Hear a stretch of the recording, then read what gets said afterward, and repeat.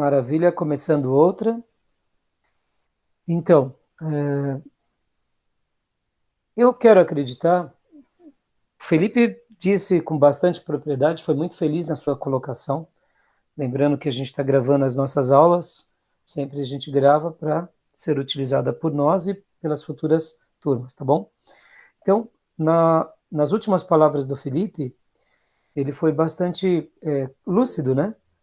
E quando você falou sobre a ideia socialista, Felipe, nós temos uma outra origem ainda, eu diria, mais antiga, que é a herança católica.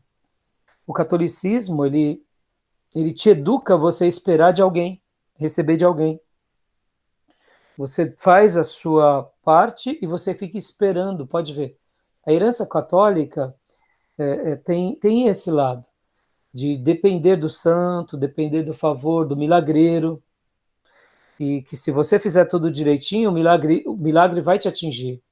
O protestantismo já é mais, ele é totalmente diferente nisso, ele é mais ativo. Você não espera, você foi liberto. Você vai ao encontro do milagre. Pode ver que muda a proposta. No catolicismo, você espera dos líderes, você espera dos laicos, você espera dos que te orientam, a condução e a bênção para que você siga. No protestantismo, você vai ao encontro delas, ou quando não, você vai e a bênção de Deus te alcança. Conhecereis a verdade, ela vos libertará. Pode ver que no catolicismo, um padrão que existia também era o quê? Da herança familiar. Por exemplo, se você, o pai é ferreiro, você será um ferreiro. Se seu pai é um soldado, você será um soldado. Se sua mãe é uma cozinheira, você será um cozinheiro. Porque você estava debaixo do que daquele sistema.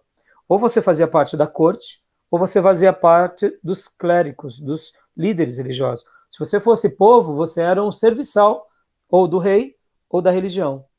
E o conhecimento e o domínio estavam sobre eles. E dentro dos palácios eles podiam tudo, porque eles eram a corte. O povo não podia nada. No protestantismo, olha que interessante. Se o pai é ferreiro, o filho não necessariamente vai ser ferreiro. O filho vai ser o que ele quiser ser, porque ele é liberto, ele é um ser livre. É uma alma independente que vai responder por si. E naturalmente cria riqueza nesse pensamento. Porque se seu pai era um soldado, não necessariamente você vai ser um soldado. Você pode ser um empresário. Então muda toda a dimensão.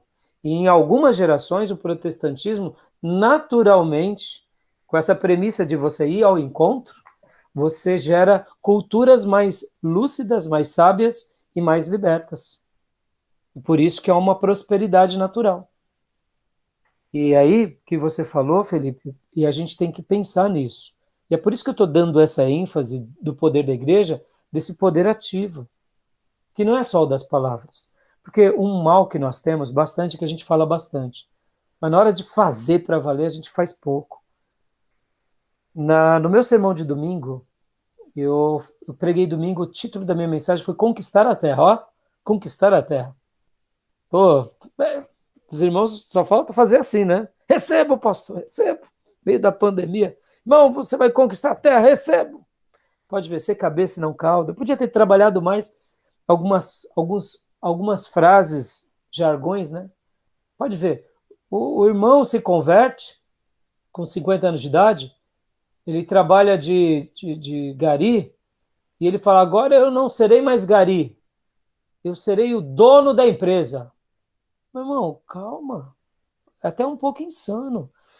Porque você passou 50 anos sem estudar. Então, não, eu serei cabeça e não serei cauda. Meu irmão, você vê como que muitas vezes a gente sofre disso. Os irmãos discursam empresa que não tem, discursam carro que não tem, financiaram. Quantas vezes eu vi quando eu era novo convertido, eu vim dar o testemunho do meu carro, carro zero. Todo mundo ficava feliz pelo irmão, assalariado com carro zero, mas com uma prestação de 50 meses para pagar, ia pagar 10 carros. Então ele não tinha um carro. Aí devolvi o carro no meio do caminho, aí depois ficava com vergonha, nunca mais ia para a igreja. Claro, ele já deu um testemunho maquiado. Deu testemunho como testemunho, irmãos, eu tive a possibilidade de financiar um carro. É uma benção ou não é? O carro não é teu ainda. Tá entendendo? Nós pecamos muito pelas palavras. Milagre. O irmão teve um mover na igreja, o anjo desceu. A irmã falou em línguas, foi o poder. O irmão foi curar dor de cabeça, foi um câncer na massa cefálica. Isso foi dor de cabeça. Então a gente tem que ser um povo militante. O Felipe explicou bem. Eu acho que o que falta para a gente é essa militância. E aí, voltando, domingo quando eu preguei, só concluindo. No final da minha mensagem, eu primeiro falei sobre conquistar a terra. O que era conquistar a terra para Canaã, para Josué? Eu estou pregando em Josué. Então, eu mostrei para as pessoas terem sonhos, visões, irem avante, trabalhar, lutar, terem visão. Segundo lugar, falei sobre dividir a terra. Aí eu falei sobre essa questão da partilha. E eu falei, tá vendo como que a gente é? A gente não sabe dividir. Todos nós temos tanto para dar e a gente não dá. E aí a pergunta que eu fiz no segundo ponto é, o que eu posso fazer já que Deus me abençoou tanto? E o terceiro ponto eu falei, agora vamos ler Conquistar a Terra com os olhos do Novo Testamento, da pessoa de Jesus. Qual foi a grande terra que Jesus conquistou? Nosso coração. E aí eu acabei o meu sermão com Gandhi, fazendo uma citação de Gandhi, irmãos. Foi forte, hein? Por quê? Porque eu fiz questão de falar sobre Gandhi. E até vou ler para vocês aqui as frases. Está até aqui na minha. Por que eu fiz questão de falar sobre Gandhi? Para consolidar isso que o Felipe acabou de dizer. Porque, de fato, irmãos, muitas vezes a gente é tão bobinho, sabe? A gente quer tanta coisa que a gente está perdendo tanto porque a gente está querendo coisas materiais. E aí eu falei sobre Gandhi, que Gandhi disse assim, ó, eu seria cristão, sem dúvida, se os cristãos o fossem 24 horas por dia. E ele também disse assim, não conheço ninguém que tenha feito mais para a humanidade do que Jesus. Olha que lindo. Não conheço ninguém que tenha feito mais para a humanidade do que Jesus. De fato, não há nada de errado no cristianismo. Os problemas são vocês, cristãos. Vocês nem começaram a viver segundo seus próprios ensinamentos. Cândido está dizendo o seguinte, Jesus é extraordinário. O problema não é o Cristo, nem o cristianismo. O problema são os cristãos. Por que Gandhi dizia isso? Porque os ingleses dominavam a Índia naqueles dias e oprimiam. E os ingleses é o quê? Cristãos. E Gandhi faz uma revolução sem arma, e ele via nos cristãos discursos, mas não viu vida. Então, é isso. Né? Por isso que quando o Felipe expôs muito bem, né, essa questão de tantas igrejas, por isso que a gente tem que orar, irmãos, e a gente fazer o nosso melhor papel. Isso é uma marca poderosa. Quando a gente pensar cristãos na política, a mesma coisa. Porque como ele falou, bancada evangélica, né? Perigoso isso. Entendeu? É perigoso. Mas, né, avante. Mais alguma coisa, Felipe? Não, pastor, é isso. A gente traz na memória a igreja de Éfeso, né? O problema que eles tinham ali com a adoração a Diana e tudo mais. E Paulo revolucionou com a pregação do evangelho aquilo ali que deixou os comerciantes de estatueta lá todo mundo nervoso, porque pensa, você mudar a mentalidade de toda uma cidade em relação à adoração, né, pagã e agora se convertendo ao evangelho de Jesus, acabando com as negociatas e tudo mais, porque foram transformadas. A mesma forma Nínive com Jonas e tudo mais, né? Então o poder da palavra de Deus, ela é tão poderosa e a gente às vezes não se dá conta desse poder que está sobre a igreja para revolucionar a sociedade pela qual nós estamos inseridos, né? Em cima disso, filho, por que a teologia liberal é uma praga? Porque fragmenta as escrituras. Distorce tudo, Porque distorção total. quando você vai reinterpretar as escrituras, você está dizendo o seguinte: perdi a essência da igreja. Porque a gente tem que. É a palavra. E é por essa palavra que a igreja é poderosa. Né? Por isso que eu gosto da expressão do Bill Hybels, que diz que a igreja local ela é a esperança do mundo, desde que, acrescento eu, ela seja uma igreja bíblica. Senão vai ser só um clube de crentes inclusivos. Né?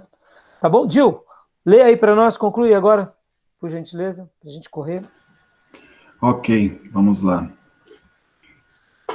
Isso é certamente verdadeiro no caso da influência da Igreja Católica Romana em tempos passados, em alguns países do sul da Europa, da América Latina. E até certo ponto isso ocorre ainda hoje. Tal foi o caso da Igreja da Inglaterra nos séculos anteriores da Igreja de John Calvino em Genebra, na Suíça, enquanto ele era vivo, e da igreja fundada pelos peregrinos em 1620, na colônia da Baía de Massachusetts. Não sei se eu falei certo o nome, mas é isso. Situações como essas, nas quais a igreja parece ter grande influência, levam-nos a perguntar se as escrituras colocam alguma limitação sobre o poder da igreja. Podemos definir o poder da igreja da seguinte maneira: o poder da igreja está na autoridade dada por Deus para levar o efeito da batalha espiritual, proclamar o evangelho e exercer disciplina à igreja. Embora essas três áreas sejam sobrepostas e possam ser trabalhadas em qualquer ordem, visto que a categoria batalha espiritual é mais ampla, ela será tratada primeiro. Essa perspectiva sobre o poder da igreja lembra-nos também que o poder da igreja, diferente da influência mundana exercida por exércitos e governos humanos, afeta diretamente o reino espiritual. Joia. Irmãos, essa questão de batalha espiritual, isso é tão mal compreendido. Ou ele é negado. Não, isso daí é questão de cultura, estuda. Isso daí não é demônio, não, é problema mental. Não tem nada disso daí, não. Esses crentes aí são neuróticos. Ou é negada a batalha espiritual. A Bíblia é um livro de educação. A Bíblia é um livro ético e moral. Não, irmãos, a Bíblia é um livro espiritual. O Espírito Santo ditou, mencionou, falou, revelou coisas maravilhosas. Opa. Aí, só que isso, estava dando uma chiadinha. O Espírito Santo ditou, revelou, ministrou, colocou no coração, na mente, palavras e ensinos tremendos dele para nós. E os homens santos só registraram. Então, é muito interessante a gente jamais se esquecer disso, porque ou alguns vão para a negação, ou vão para o extremo. Uma batalha no campo do espírito, que tudo é espírito, tudo é demônio, tudo. E aí onde entra o equilíbrio. Quantas vezes vocês viram Jesus falando em línguas no Novo Testamento?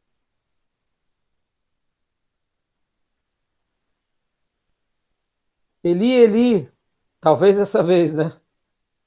Eu me lembro que uma vez um irmão falou, pastor, lá na cruz ele não falou em língua estranha? Eli, Eli, labá, sabactane. E aí eu dei risada. Falei, ô filho, não, ali era aramaico, filho. Não era línguas não, pastor? Eu falei, não era não. Foi no seminário, tá, irmão? Tem seminarista. Mas é realmente, né? Talita cumi. Ah, Jesus está falando em língua estranha, pastor. Não. Ali não era língua estranha, ali era língua inteligível mesmo. Mas estou falando isso, irmãos. Percebam, Jesus não pregava falando em línguas o tempo todo, fazia isso? Ele falava em línguas? Possivelmente. Possivelmente. Mas muitas vezes o que é espirituoso para a gente é o irmão no púlpito falando em línguas sem parar. Aí ele lê um versículo, ainda lê com as pontuações tudo errada. E aí, mas não, o culto foi uma bênção, porque o irmão foi fogo, canela de fogo. Mas o que ele disse não teve nada a ver com nada, mas foi bênção. Você percebe como que a gente gosta dos extremos? Ou da intelectualidade, ou da espiritualidade. O irmão rodopeia, o irmão dá tal, o irmão... Não estou dizendo que ele não é piedoso, que ele não é fervoroso. Irmãos, quem já teve uma visitação de Deus sabe como isso é forte, como isso é lindo. É, realmente. Mas isso não quer dizer que o culto foi uma bênção por causa disso. Pode ser emocionalmente, pode ser até espiritualmente bonito ver o irmão cheio, mas o que eu recebi daquilo? Não, eu recebi a alegria de ver o irmão cheio do Espírito Santo, tá? Mas e aí? Passou parte daquilo para você? ou só alegria? Perceba, a gente gosta do, né, principalmente quem é avivado e pentecostal, a gente gosta disso. Mas a gente tem que pôr o pé no chão. Você vê como que a gente tem hora que é falho nisso, né? Então, a questão da batalha espiritual, principalmente alguns grupos fazem uma coisa assim muito mistura espiritismo, mistura psicologia, mistura cultura, mistura sociologia, e aí surgem unções de tudo que é tipo. Não queria nem gastar tempo agora falando com vocês sobre isso, né? Ungindo rua, ungindo paredes, ungindo esquinas. Não, a gente tem que ungir pessoas, o Novo Testamento ensina. Pastor, o senhor é contra qualquer coisa? Não, irmãos. Irmãos, guarda isso. Jesus curou cuspindo. Então, não sou contra a exceções. Deus pode fazer exceções. Mas exceções são exceções, regras são regras. O problema nosso é que a gente pega as exceções e faz delas regras para a gente se vangloriar, dizendo que a gente é mais espiritual que o outro. A questão da batalha espiritual, ela é uma questão que está ligada diretamente a essa questão da espiritualidade e da cultura. E a gente precisa discernir isso muito bem. Quando o Felipe falou e citou Romanos, né, não vos conformeis com esse século, com esse mundo, mas transformai-vos pela renovação do vosso entendimento. O que Paulo está querendo dizer? Paulo está querendo dizer o seguinte, olha, pegue a palavra de Deus, transforme na mente de vocês e leve isso para o comportamento de vocês e lute contra a cultura existente. Se a cultura existente ela se coaduna com a Bíblia, ótimo. Se ela não coaduna, lute. Não tenha medo de lutar. É isso. Questão da homossexualidade, por exemplo. O Império Romano tinha muitas práticas homossexuais. E Paulo já começa o capítulo 1 falando contra. Paulo vai contra a cultura. Jesus vai contra a cultura. A igreja bíblica ela vai contra a cultura. Então, a guerra espiritual, irmãos, tem que lembrar que é o ensino de Deus, que é espiritual, que a gente luta para aceitar essas informações espirituais na nossa mente. Irmãos, guarda isso também, leva tempo. Nem sempre a gente vai mudar tão rápido, como a Ari falou, é tempo. Porque primeiro a gente recebe a informação, depois a gente processa a informação, depois a gente aceita a informação. E depois? Depois a gente vai para a prática. Olha o tempo. Essa ideia de que recebi uma informação, já pratiquei, agora está mais ligado para lavagem cerebral, algo emotivo. Questione essas coisas. Recebeu uma informação, beleza, recebi. Pô, vamos ver se consolida mesmo. Porque se realmente for de Deus, essa emotividade vai consolidar em atos. Pode ver, a maioria desses movimentos baseados em emoção não dão em nada, irmãos. É ou não é? Fazem tudo voltado para emoção. Por que eu sou contra o movimento G12? Particularmente me respeitem minha crítica, irmãos. Porque é uma rede multinível evangélico. Trabalha nas emoções. Dá certo. Mas trabalha mais nas emoções. Pastor, mas eu conheço gente que foi salvo, eu fui salvo. Meu irmão, é o poder. Se lá teve palavra, vai salvar. Quando eu falo que eu sou contra, é contra o modelinho, entendeu? Se você não fizer aquilo, pode ver, cria-se até no começo do G12, me permitam aqui a crítica. Havia quem era G12 e quem não era G12, uma rixinha. Hoje, o que aconteceu? A maioria dos movimentos G12 já nem se falam mais. Por quê? Porque a maioria das igrejas dividiu, muitos irmãos naufragaram, ou seja, viraram uma igreja. Aí a culpa é de quem? A culpa não houve conversão. Aonde há conversão genuína, pode ser um padre, que nem Lutero. Vai perdurar, porque é a conversão genuína. Então, assim, essa questão da batalha espiritual, a gente não pode perder a dimensão da espiritualidade, da batalha, da luta contra esses demônios, mas a gente tem que entender também como tudo isso acontece aonde? Acontece na vida, na cultura. Por exemplo, irmãos, vocês acham que na nossa cultura brasileira não tem muita batalha espiritual? Demais. A lei do Gerson, por exemplo, tomar proveito em tudo. Percebam, nós temos uma característica, nós somos um povo-mundo. Olha aqui a nossa classe. Europeus, nordestinos, talvez sulistas, Tudo aqui. Descendência de espanhóis, portugueses, italianos. Aqui é uma classe. 5 alunos aqui. 4 alunos e um professor. Né? Por exemplo. No entanto, olha só que interessante. Nessa diversidade, nós somos um povo criativo. E nessa criatividade tem o lado ruim. É o lado do espertalhão. Você acha que não tem demônios que influenciaram e criaram uma cultura? Pode ver. O importante é tomar o membro do outro irmão. O pastor não foi visitar a ovelha? Peguei. Aí, lei do gesto dentro da igreja. Coisa do cão. Ao invés de ajudar o pastor. Ô pastor, sua ovelha está desgarrada. Quer uma ajuda aqui, pastor? Entendeu?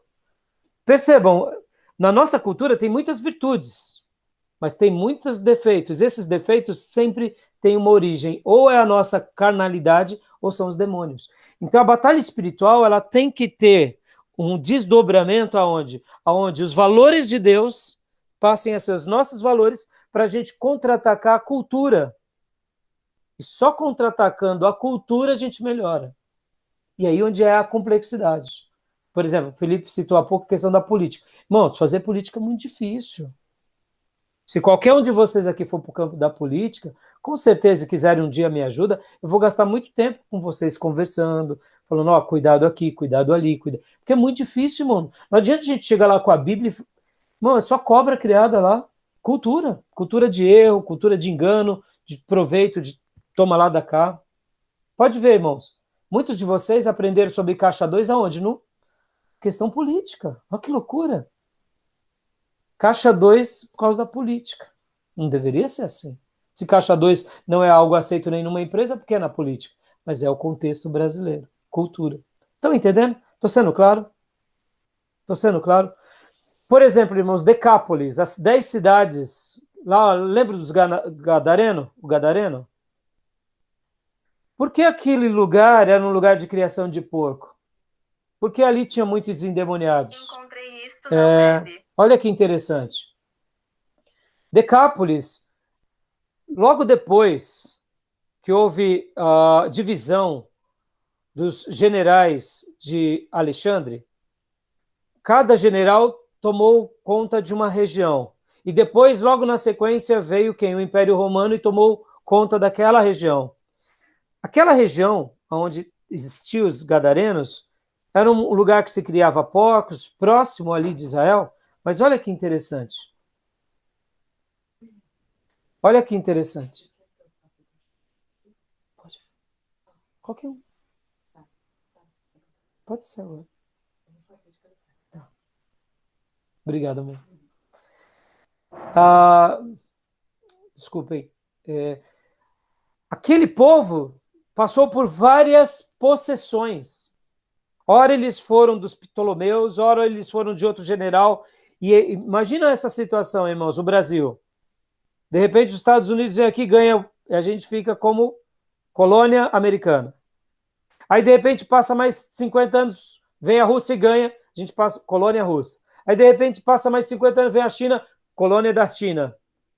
O que nós seremos e as nossas gerações serão? A gente acaba tendo uma cultura de domínio e de possessividade. Os gadarenos, ou as 10 cidades ali, passaram por isso. Por isso que eles já estavam vivendo uma vida debaixo de muita opressão. E nesse ambiente de opressão, quem é que gosta de tomar proveito? Os demônios. É interessante, não? Pode ver que eles criam porcos, eles estão perto dos judeus, mas eles não são judeus. Então, quando Jesus expulsa aqueles demônios, pode ver que os próprios gadarenos falam para Jesus o quê? Vai embora daqui. Que você está atrapalhando o nosso negócio. Não é fique aqui porque você curou o endemoniado. Quem valia mais para eles? Porcos ou ser humano? Porcos. Cultura de apropriação. Interessante, né? Então, a mensagem de Jesus não foi bem aceita por eles, porque eles tinham uma cultura de apropriação de posse, de controle, de domínio. E mais para eles eram os porcos do que o endemoniado. E por que Jesus deu uma ordem para ele ficar ali e pregar para eles ali? Porque ele ia ser muito mais efetivo, dando um testemunho vivo do Cristo ressurreto, libertando ele naquela vida do que levando ele para outros lugares. Pode ver que a vocação dele foi lá, naquela região, entre os seus. Interessante, né? E ele foi um vaso de Deus ali. Já entre os samaritanos, que eram judeus misturados, quando a mulher samaritana avisa, Jesus vai lá em Samaria, há salvação em Samaria. Mas Jesus não permanece lá, por quê? Porque o propósito dele era restaurar primeiro os seus, depois os samaritanos. Mas a percepção já é diferente. Entre os samaritanos eram misturados. Entre os habitantes das 10 cidades de Decápolis, havia possessão, cultura, irmãos. Por isso, quando a gente prega o evangelho para algumas culturas, por exemplo, aqui, quem tem parentesco no nordestino? Bom, o nordestino é resistente ao evangelho. É osso duro de roer. Vai pregar para nordestino, ele chega e diz assim, ó, você quer falar comigo, pelo amor de Deus? Me fale de Deus para mim, mas se você for falar contra o meu padrinho Cícero, saia daqui, pelo amor de Deus. E já chega te recebendo assim. É assim. Então, como que você vai romper essa cultura de idolatria? É o poder da palavra. Então, a batalha espiritual é uma coisa muito importante e muita gente se perde. Então, é importante a gente ter essa clareza, né? Como diz aqui, logo abaixo, na última linha do 744, né? Paulo lembra aos coríntios, embora andando na carne, não militamos segundo a carne, porque as armas da nossa milícia não são carnais e sim poderosas em Deus para destruir fortalezas, ou seja, as nossas armas, palavra, oração, jejuns, vida de santidade, destrói as fortalezas. E a gente tem que saber que é o evangelho que é o poder de Deus, é o evangelho, irmãos. Guarde isso. Nós não somos o poder. Nós anunciamos o poder. Nós não somos a mensagem. Nós pregamos a mensagem. Nós não transformamos. Quem transforma é Deus. Mas a gente faz uma bagunça tão grande que tem hora que a pessoa não está aceitando Jesus, a gente quer que a pessoa aceite na nossa força, porque a gente acha que a gente é a mensagem, que a gente é o poder. Meu irmão, pregou, é Deus e a pessoa. Ora, jejua, continua dando seu bom testemunho. Sua tarefa acabou. Continue fazendo o seu papel de assistir, mas agora é o Espírito de Deus naquela vida. E aí, quando gerar uma conversão, é mais uma com você.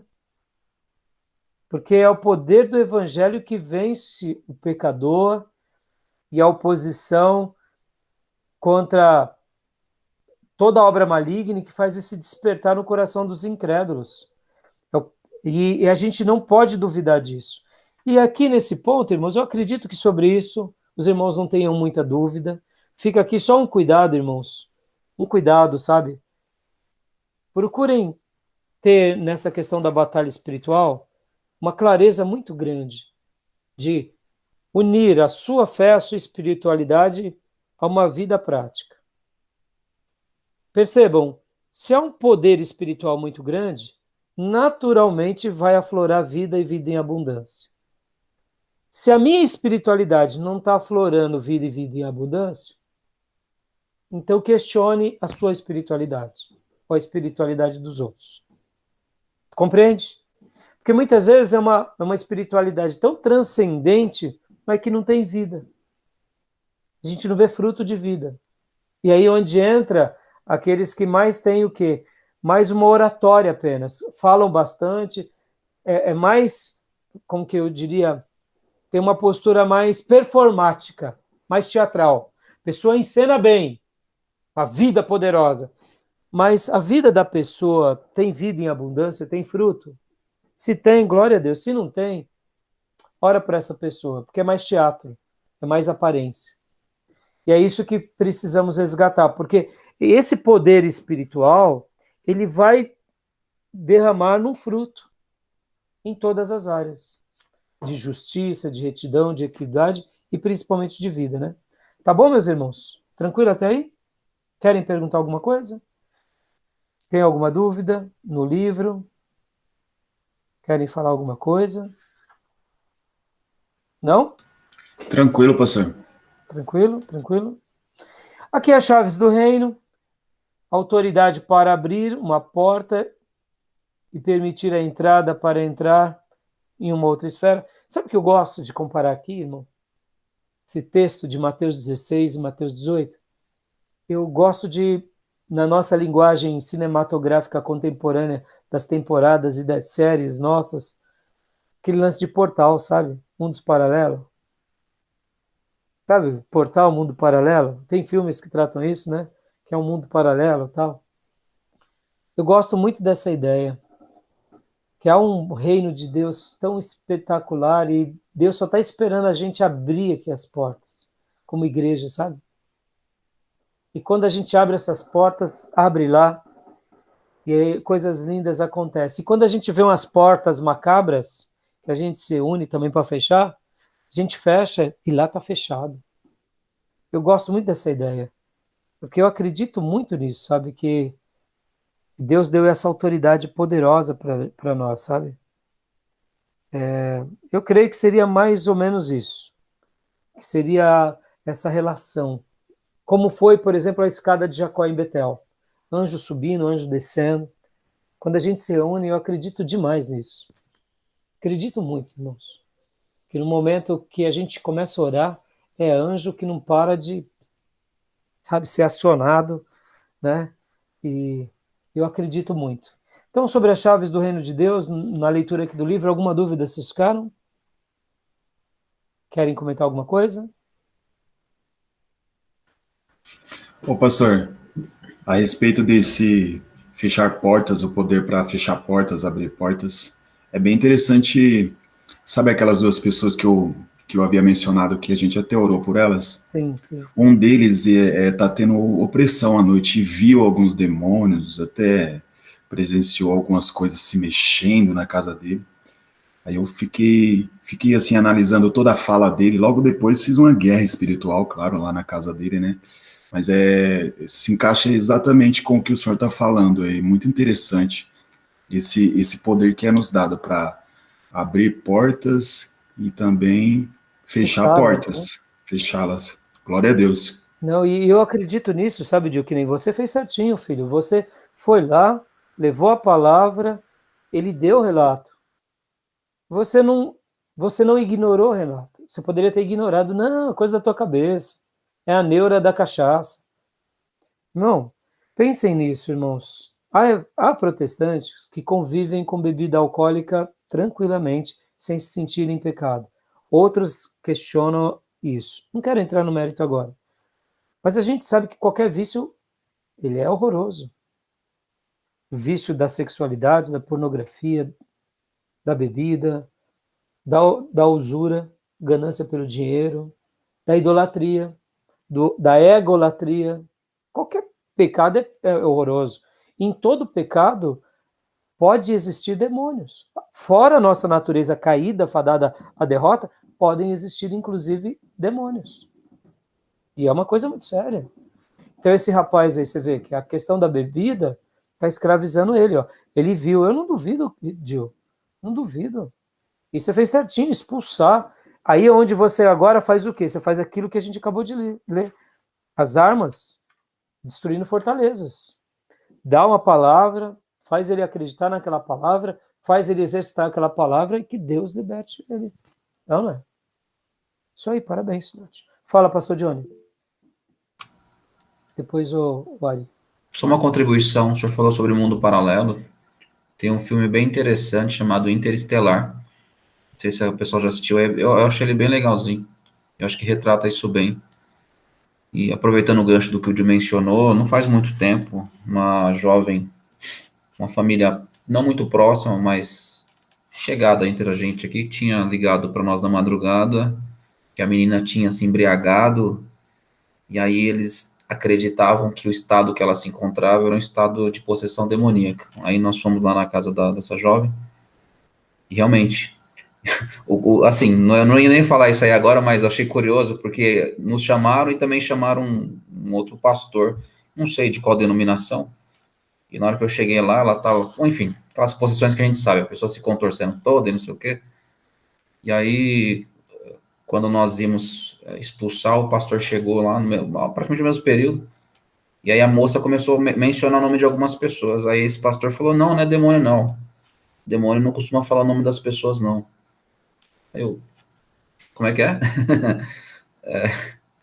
Bom, enfim, é o tipo de coisa que a gente lida aí também no dia a dia e enfim, expulsamos lá e a garota, quando ela voltou a si, a gente teve a oportunidade de anunciar o evangelho e ela, descrente, não acreditou no que nós falamos e, assim, isso marcou mesmo, porque enquanto ela falava, eu não acredito, manifestava de novo, assim.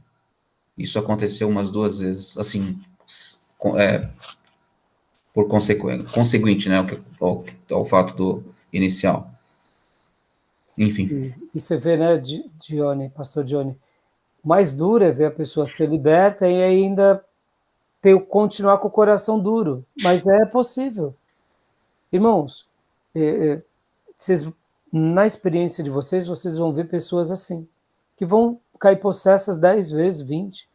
Infelizmente, eu particularmente, se eu caísse uma vez na minha adolescência, pelo amor de Deus, se eu visse o meu amigo possesso, eu já estava nos pés da cruz. Eu já estava clamando por Jesus. Tem gente que caminha perto do abismo e é o coração. É o coração. É difícil, mas é uma realidade, a gente tem que saber lidar. É E isso não aí. depende da gente, é a conversão da pessoa. E aí aqui foge até aqueles discursos da predestinação, do livre-arbítrio. Nessa hora a gente acredita mais no livre-arbítrio. Fala, não, a culpa é a pessoa que não está aceitando, porque está o demônio ali no cangote dela e depois ela não quer. Como que acontece esses mistérios? Não sei, eu sei que ela não está aceitando. Deus é poderoso de fazer ela aceitar, mas ela está declarando o contrário. Por isso que nessa hora o discurso do livre-arbítrio, né, ou da responsabilidade pessoal, como eu gosto de chamar, ganha-se tônica. Né? Então, assim, mas e o pastor que não acreditou, né, Johnny? A gente não sabe porque, talvez... Eu não ia discutir teologia com ele naquela hora ali também, né? Mas, assim, é Não tem estranhíssimo, sentido. né? E também, vou dizer uma coisa, tem casos, pastor Johnny, que a pessoa ela tem uns lapsos mesmo, sabe? Parece que é Não. demônio, mas não é. E tem vezes que acontece mesmo. E é uma coisa mais psicológica, patológica, psiquiátrica. E a gente tem que estar aberto a isso também. Tem vezes que não é demônio.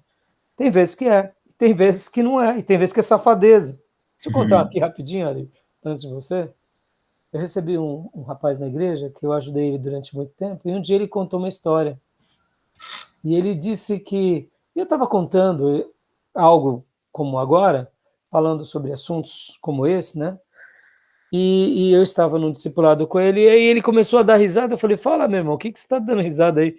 Ah, pastor, é que eu lembrei de um episódio da igreja que eu era. Eu falei, então, conta para mim.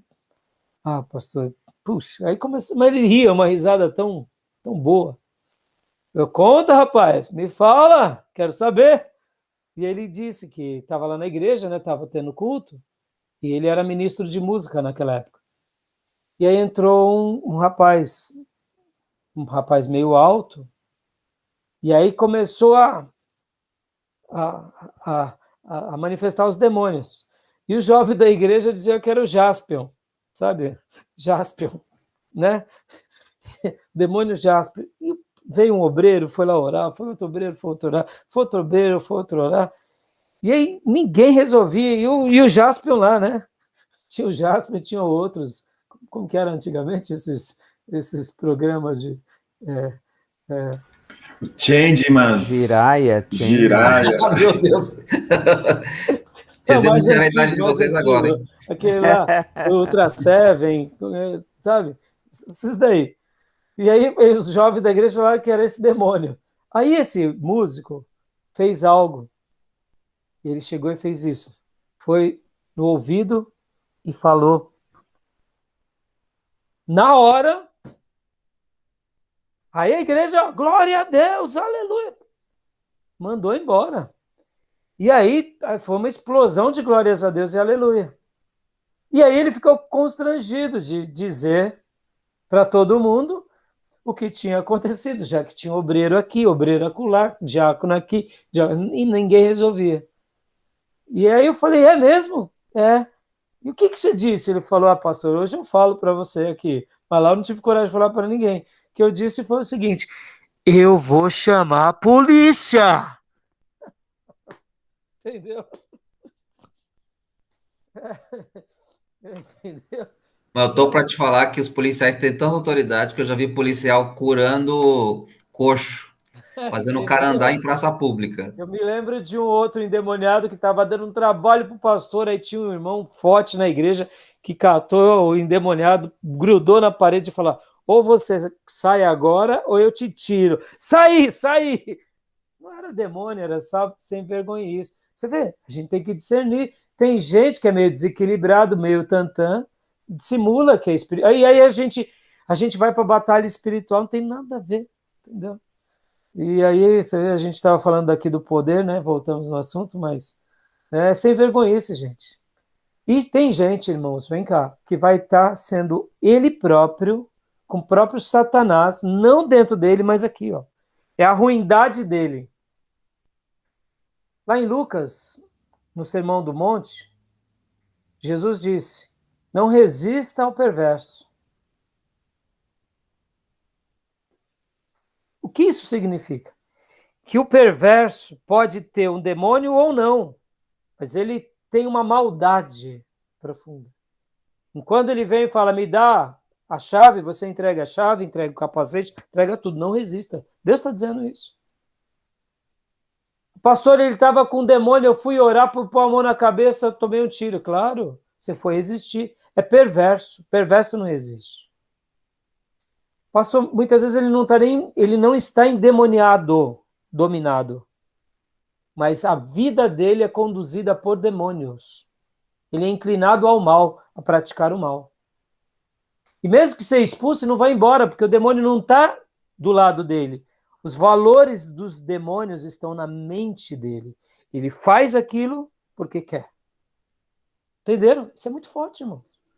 E aí nessa hora o demônio não vai embora, mas não vai mesmo. O demônio não está ali. Ele já jogou a informação. Por isso que Paulo, quando fala das fortalezas, fala para a gente trazer cativo todo pensamento a Deus e a Cristo. Ou seja, as informações do demônio a gente manda embora. E a gente aceita as informações de Deus e a gente muda a nossa mente. Forte isso, né? Não sei se vocês entenderam. Deu para entender? Tem Fala gente ali. que é mais diabo que o diabo, né, Tem pastor? gente que mais isso aí, filho. Fala ali, você tinha levantado a mão. É que tinha uma hora aí que tinha entrado em um outro assunto aí, eu lembrei de um versículo aqui de Mateus 23:13, né? Na minha tradução aqui fala assim: não aguento mais vocês, líderes religiosos e fariseus. Vocês são um caso perdido, são impostores. A vida de vocês é uma enorme barreira para o reino de Deus. Vocês se recusam a entrar e também não permite que outros entrem, né? No caso da igreja. E fazendo um link aqui com Mateus 21:32, quando Jesus fala lá que sim, digo a vocês que os malandros e as prostitutas entrarão antes de vocês no reino de Deus. Essa Bem citado. bem, no caso da igreja, alguns confrontos que tem que permite que as pessoas venham além de a pessoa não deixar, né, que o líder não deixe que a pessoa progrida, né, e impede ainda que ela venha a crer no evangelho de alguma forma, né. Exatamente, ali. E agora, irmãos, para a gente concluir essa parte, o poder da igreja e o poder do Estado. O autor aqui ele vai pincelar, né, sobre o poder da igreja, o poder do Estado. E tem alguma dúvida, vocês? Qual é a opinião de vocês sobre isso? O que vocês gostariam de falar? E por último, eu falo a posição do nosso seminário.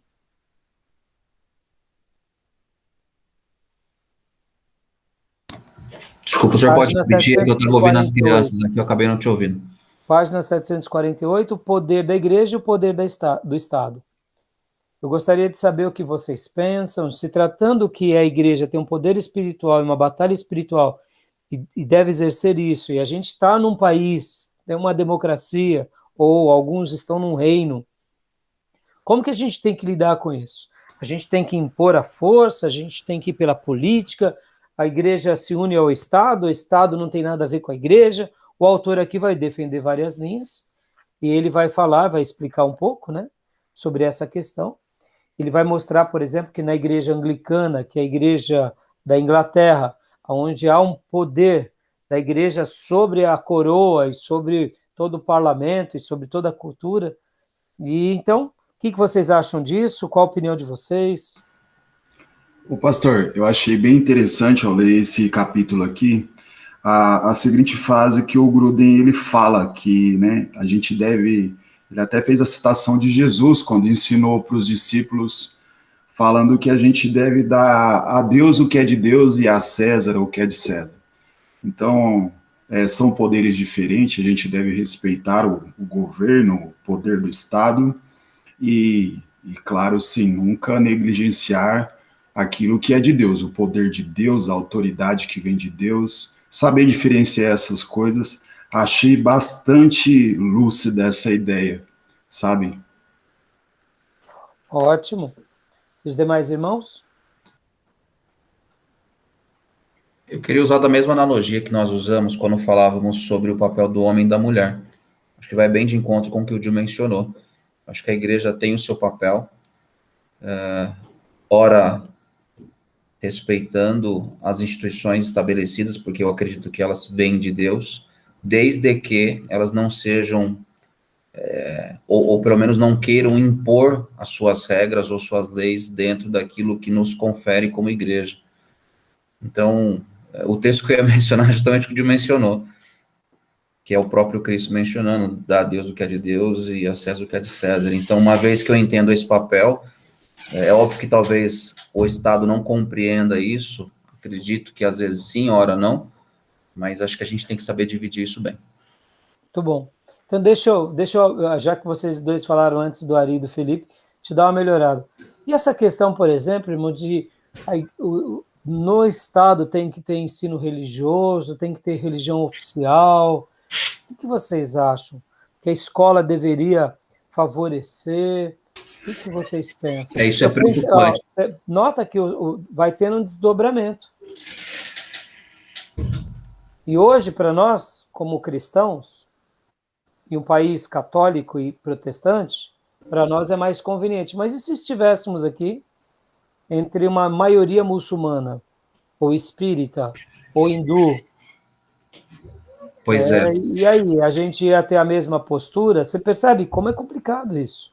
Quando a gente favorece, não, tem que ter ensino religioso. E aí a gente vai lá e aí depois de 50 anos aqui vira um país muçulmano. Não, o senhor está coberto de razão. Eu acho que a gente tem que realmente respeitar a ideia do Estado laico. Entra justamente nesse mérito, né? Porque se há realmente uma tendência em falarmos sobre religião, a gente está abrindo espaço para as demais, seja muçulmano, seja umbandista e outras mais que a gente sabe. Eu acredito que a gente tem que permanecer como está, nesse sentido, né, do Estado laico. Eu acho que essa ideia vai muito de encontro com o que a gente falava anteriormente, né? Na nossa igreja, a gente trabalha muito com o discipulado, e eu entendo a igreja como sendo essa igreja que faz o trabalho de formiguinha. Então, é muito comum entre nós a gente ministrar estudos nos lares, porque a gente entende que esse papel nos cabe. Quando a gente transfere isso para o Estado, misericórdia, Deus sabe o que isso vai acontecer. Então, eu acho que a nossa igreja, e aí eu aproveito a fala do próprio Felipe, do próprio Ari, o fato de sermos atuantes e militarmos uma causa, não há causa maior do que a pregação do Evangelho, seja ela do modo micro, seja ela do modo macro. Muito bem. E aí agora, Felipe e Ari?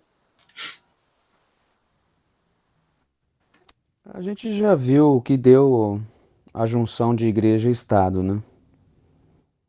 Com Constantino, ao momento que você traz a religião para dentro do Estado como religião oficial, o estrago que foi feito mais à religião do que ao Estado. Ao Estado foi bem, para os imperadores, para como um todo para o Estado. Para o Estado foi bom essa junção porque eles ganharam adeptos.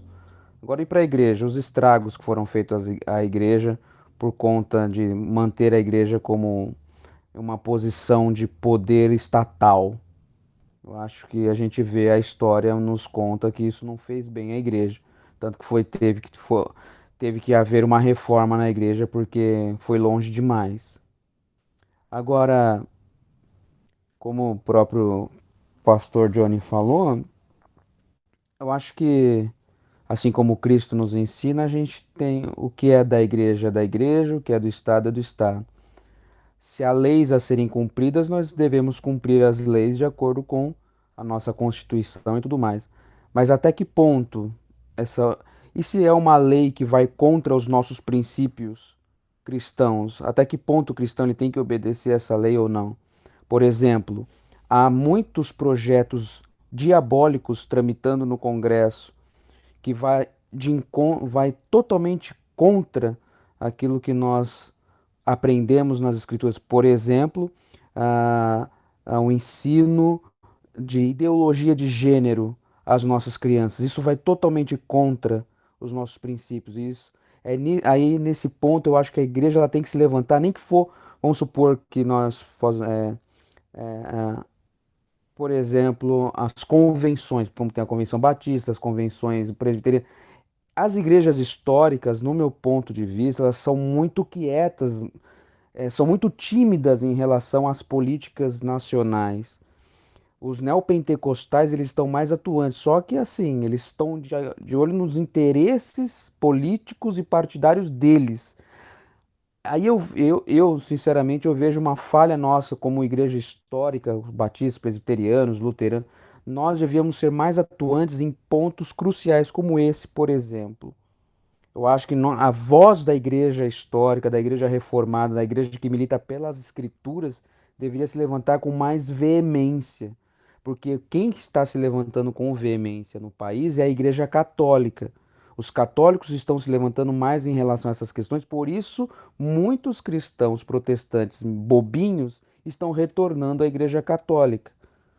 Então, eu acho que nós temos que separar a igreja do Estado, porém, assuntos que nos são caros, nós temos que, ó, estamos aqui, nós não concordamos, nós concordamos, eu acho que a gente pode acionar a sociedade e mostrar, ó, a igreja protestante reformada, ela pensa dessa forma, segundo esses parâmetros. Perfeito. Quando você fez a sua declaração da ausência dos históricos e da presença dos neopentecostais, a resposta você deu. São interesses pessoais.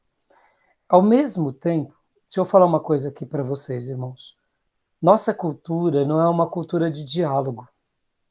Pode ver. Nós não temos e não fomos treinados a pensar, dialogar, debater ideias. A gente tem que impor a nossa ideia sobre o outro. Pode ver. E esse é um problema nosso, está na nossa cultura isso. A gente não sabe dialogar respeitosamente e conviver. Por exemplo, concordo plenamente, Felipe, que nós devemos, como igreja, ter posturas civis e defender as nossas questões, mas perceba, nós temos dificuldade de aceitar os outros grupos. Por exemplo, somos defensores da família, precisamos criar coisas com relação a isso. Mas nós não podemos também impor que todos queiram isso de pé de igualdade. E aí onde entra a nossa postura ativa. A gente fala, a gente ensina, entraria os nossos defensores políticos, deixaria claro a nossa mentalidade, nossa proposta, mas ao mesmo tempo, se amanhã liberarem drogas, a gente fala, somos contra a liberação das drogas, vírgula, somos contra as drogas, vírgula, somos contra os vícios, ponto final. E aí uma Mas coisa perceba, interessante, pastor, só só para concluir, aquilo que o Johnny falou é uma coisa interessante, uma coisa que eu tenho aprendido. Muitas vezes a gente fica pensando, puxa, mas como mudar essa política ou mudar isso no Estado de uma forma macro? Nós vamos fazer a transformação no micro. concordo, perfeito, é isso mesmo. E aí onde Muitas entra, vezes a gente quer mudar as coisas, né? exatamente, Não, é a trabalho de igreja. formiguinha mesmo. Por isso que a frase do Bill Hybel eu acho que casa. A igreja local é a esperança do mundo. Porque se cada igreja local ensinar corretamente, os valores de Deus, naquelas famílias, um grupo de famílias com outro grupo que dialogam. Pode ver. Quando eu estou falando isso, Felipe e irmãos, a gente não sabe dialogar com opiniões contrárias, nem entre os evangélicos. Somos ruins nisso. Começamos a dialogar de forma contrária, vira briga, vira ofensa, vira novela. Vira novela. Você é desviado, você é frio, você não tem espírito. Vira novela, não sabe ter um... Na cultura judaica, eles sabiam contra-argumentar. Lembra? Nicodemos dando ouvido para Jesus, logo na sequência, chegam em Nicodemos e falam, pode vir alguma coisa boa lá de Nazaré? Da Galileia? Ele é galileu. Nicodemos fica calado. Estou defendendo, mas e agora? Ele aceita a crítica. Paulo foi questionar Pedro com relação à acepção de pessoas. Pedro não ficou, fica quieto, apóstolo dos gentios. Sou Pedro, recebi as chaves. Sai daqui, entendeu? Nós não sabemos dialogar. Pode ver, Felipe. Então, até mesmo essa questão é difícil. O brasileiro, ele leva tudo para o pessoal e para o emotivo. E aí nas esferas políticas, nas esferas ideológicas, e aí vira essa bagunça. Por isso que aí é uma questão de educação na nação. Educação na o nação. Brasil é o país do futebol, pastor. Tudo é uma disputa. Não, e detalhe, que não tem a câmera gravando para ganhar roubado para zoar o outro na segunda-feira, não é assim? Cultura de erro, né? Vocês veem como é complicado. Eu vou parar aqui a gravação, vou abrir mais uma, tá bom? Para a gente concluir, não vai dar para fazer a outra parte mesmo, vai ficar aqui mesmo, a gente debate mais um pouquinho, tá bom? Então, vou fechar essa gravação, e aí o Ari fala, tá bom, Ari?